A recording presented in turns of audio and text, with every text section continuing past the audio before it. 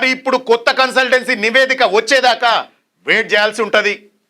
గిట్లానే ఇంకొన్ని రోజులు గడిస్తే నష్టం భరించలేమని ఎల్ఎన్టీ వాళ్ళు ఏ క్షణమైనా రైళ్లను డిపోర్లకు తరలిస్తే నగర జనాల పరిస్థితి ఏందన్నది తలుచుకుంటేనే గుండెల దడ ఉడుతాంది. ఓ పక్క ఎల్ఎన్టీకి పైసలు ఇవ్వలేక, ఇంకో పక్క వాళ్ళను ఒప్పించి నడపలేక సర్కార్ పెద్దలు తలలు పట్టుకుంటాండ్రు.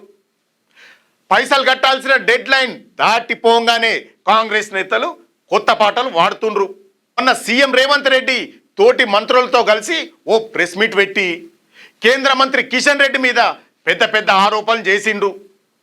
ఢిల్లీలో కూర్చొని కిషన్ రెడ్డి ఈ మెట్రో రుణాన్ని అడ్డుకుంటుండని, ఆయన వెనక బీఆర్ఎస్ నేతలు కేసీఆర్ కేటీఆర్ ఉండి పక్కగా కుట్రలు చేస్తాండ్రని కాంగ్రెస్ లీడర్లు వార్తలు వదిలిండ్రు. రూల్స్ ప్రకారం అన్ని కరెక్ట్గా ఉంటే లోన్ ఎందుకు ఆగుతుందని, పద్ధతి ప్రకారం పోతే తామెందుకు అడ్డుకుంటామని ఎదురుదాడి చేసిండు.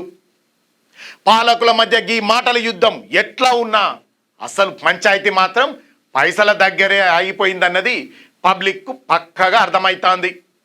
1వ తారీఖు వచ్చిందంటే చాలు సర్కారు ఉద్యోగులకు జీతాలు ఇవ్వనికి కూడా ఖజానాల పైసలు లేక సీఎం రేవంత్ రెడ్డి అధికారుల మీద సీరియస్ అవుతున్నారనే వార్తలు సెక్రటేరియట్ నుంచి బయటకు వస్తున్నాయి.